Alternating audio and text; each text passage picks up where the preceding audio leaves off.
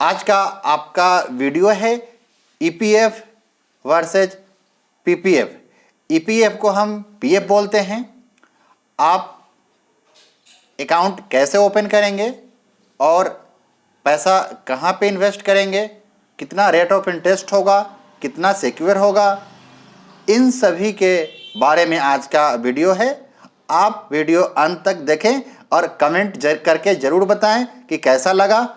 यदि कोई और आपको इसके रिगार्डिंग इन्फॉर्मेशन चाहिए तो वो भी आप कमेंट में ज़रूर बताएं। तो हम चालू करते हैं। आप स्क्रीन पे आप देख पा रहे हैं कि एक डायग्राम है जिसके अंदर एक पहला जो कलम्स हैं वो रो का है, फीचर्स है।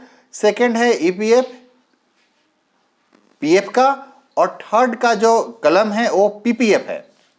तो सबसे पहले आप ईपीएफ को ही हम पीपीएफ बोलते हैं और इसका फुल नेम होता है एम्प्लॉय प्रोविडेंट फंड, ईपीएफ का।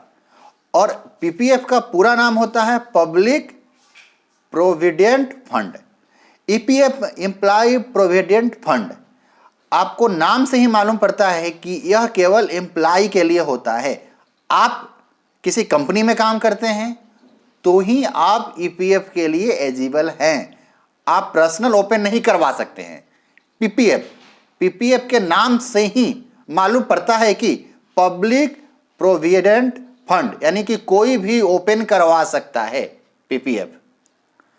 अब हम बात करते हैं रेट ऑफ इंटरेस्ट की कि दोनों में क्या रेट ऑफ इंटरेस्ट मिलता है।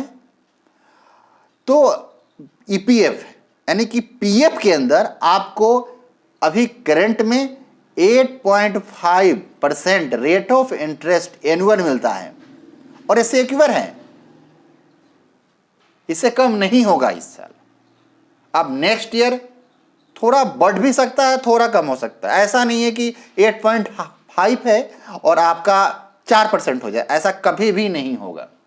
और पीपीएफ का जो current rate of interest annual है वो रेट ऑफ इंटरेस्ट 7.1% है एनुअल।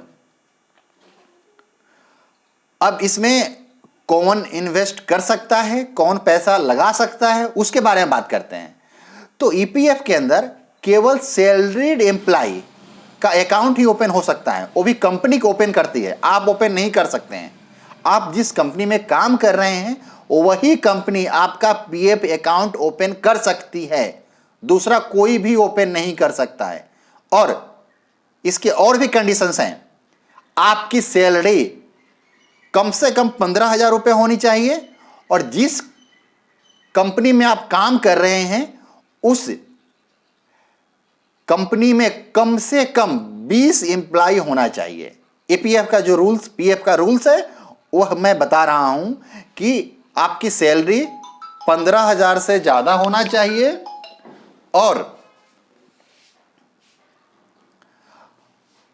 और कम से कम 20 एम्प्लॉय होना चाहिए। अब हम बात करते हैं पीपीएफ का। तो पीपीएफ में कोई भी बंदा जॉब कहीं भी करता हो, जॉब नहीं भी करता हो, कोई भी पर्सन ओपन अकाउंट कर सकता है पीपीएफ का। अब हम बात करते हैं कि कंट्रीब्यूशन, यदि आपका पीएफ अकाउंट हो या पीपीएफ अकाउंट हो तो आप कितना कंट्रीब्यूशन कर सकते हो। तो यदि आपका पीएफ अकाउंट है, जिस कंपनी में काम करते हैं वह कंपनी आपके सैलरी का 12% वह कंट्रीब्यूट कर सकता है। तो आपके सैलरी से 12% कटेगा और जहां आप काम करते हैं, जो भी आपकी कंपनी है, वह उतना ही अमाउंट 12% अमाउंट ऐड करेगी और पीएफ अकाउंट में जमा करेगी। हम मानते हैं कि आपकी सैलरी 15,000 है। कितना है? 15,000। तो 15,000 का 12% होता है 1,800 और 1,800 कंपनी ऐड करेगी, यानी कि आपके पर मंथ आपके पीएफ अकाउंट में 3,600 रुपए जमा होंगे। यानी कि आपका सैलरी से जितना कटेगा उतना ही कंपनी ऐड करेगी। तो क्लियर है, आपकी सैलरी 15,000 है तो आपके अकाउंट में 3600 रुपये, पीएफ अकाउंट में 3600 रुपये पर मंथ जमा होगा। आपकी सैलरी ज्यादा है तो उसके अकाउंट कैलकुलेट होंगे। अब पीपीएफ की बात करते हैं तो पीपीएफ में आप इंडिविजुअल कम से कम 500 रुपये पर मंथ जमा कर सकते हैं, 500 रुपीज। और ये ध्यान दो, एक साल में आप अपने पीपीएफ अकाउंट में 12 ट्रांजैक्शन कर सकते हैं, यानी 12 बार पैसे जमा कर सकते हैं। तो आप 500 पर मंथ, तो एक साल में आपको 6000, आप 500 रुपये करते हैं तो कर सकते हैं, आप कर सकते हैं। अब हम बात करते हैं कि आप मैक्सिमम कितना इन्वेस्टमेंट कर सकते हैं। तो पीएफ की बात करते हैं तो आप पीएफ में कोई लिमिट नहीं है, अपर लिमिट कुछ भी नहीं है। एम्प्लॉय का जितना सैलरी होगा उसके कंट्रीब्यूशन के अकॉर्डिंग वह इन्वेस्ट कर सकता है, लिमिट नहीं है। अब हम पीपीएफ की बात करते हैं तो पीपीएफ में आप पर मंथ मैक्सिमम 1,50,000 रुपये आप जमा कर सकते हैं, इससे ज्यादा जमा नहीं कर सकते हैं। एक साल में 1,50,000 जमा कर सकते हैं मैक्सिमम। तो आपने अकाउंट ओपन करवाया, अकाउंट में पैसे जमा कर दिया। अब इसके आगे चेक करते हैं कि लोग सोचते हैं कि यार पैसे तो हमने जमा कर दिया, हम कब निकालेंगे पैसे, है ना। तो इसमें लॉकिंग पीरियड की हम बात करते हैं कि जैसे आप एलआईसी ओपन करवाते हैं, वहां भी लॉकिंग पीरियड होता है, सब जगह लॉकिंग पीरियड होता है। तो यहां भी एक तरीके का लॉकिंग पीरियड है। लॉकिंग पीरियड की बात करते हैं तो कितने साल के लिए आपका लॉक होगा अमाउंट। तो हम पीएफ की बात करते हैं तो आप जब कंपनी छोड़ दें या आप रिटायरमेंट हो गए, रिटायरमेंट के तक उसका लॉकिंग रहेगा, ठीक है। और जो पीपीएफ की बात करते हैं तो 15 साल तक लॉक रहेंगे और ये एक्सटेंडेबल इन 5 इयर्स ब्लॉक, 5 इयर्स के लिए आप और इसको ब्लॉक कर सकते हैं, यानी कि टोटल 20 इयर्स के लिए आप ब्लॉक कर सकते हैं आपके पीपीएफ अकाउंट के अमाउंट, ठीक है। तो अब हम बात करते हैं कि टैक्स ना, हम बात करते हैं कि टैक्स। तो आप जो पीएफ अकाउंट है, टैक्स ऑन विथड्रॉ, तो आप ना 5 ईयर से पहले इसको विथड्रॉ कर सकते हैं, लेकिन आप पीपीएफ अकाउंट को नहीं कर सकते हैं। पीएफ अकाउंट को कर सकते हैं, पीपीएफ को नहीं कर सकते। अब हम लोन की बात करते हैं तो आपको पीएफ अकाउंट पे स्पेशल केसेस में लोन मिल सकते हैं, और पीपीएफ अकाउंट में आपने 3 इयर्स पैसा जमा कर दिया है तो आपको लोन मिल सकता है, 3 to 6 इयर्स के बीच में मिल सकता है लोन। अब हम टैक्स की बात करते हैं तो सब लोग सोचता है कि यदि पैसा हम सेविंग कर रहे हैं तो टैक्स का बेनिफिट्स हो, तो हाँ डेफिनेटली आपको पीपीएफ अकाउंट में भी टैक्स का बेनिफिट होगा और पीएफ अकाउंट में भी टैक्स के बेनिफिट्स होंगे। तो पीएफ अकाउंट ओपन करो या पीपीएफ अकाउंट ओपन कीजिए, आप दोनों में आपको टैक्स का बेनिफिट्स मिलेगा। अब हम चाहते हैं परमानेंट विथड्रॉ, तो आप पीएफ अकाउंट जो होता है वह पीएफ अकाउंट आप जिस कंपनी में आप काम कर रहे हैं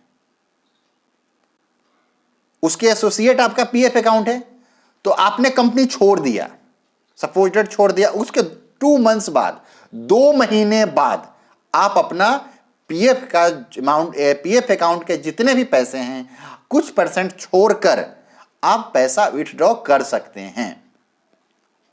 आपको रीजन देना पड़ेगा, शादी है, कंस्ट्रक्शन है या मेडिकल रिक्वायरमेंट्स है, आप रीजन देकर पीएफ अकाउंट के पैसे को आप विथड्रॉ कर सकते हैं, निकाल सकते हैं, निकालने के लिए आपके आसपास में साइबर कैफ में जाएंगे, साइबर कैफ वाले आपसे डिटेल्स मांगेंगे और वो डिटेल्स आप प्रोवाइड करेंगे, आपका पीएफ अकाउंट का पैसा आपके अकाउंट में ट्रांसफर हो जाएगा। इजी वे है निकालना।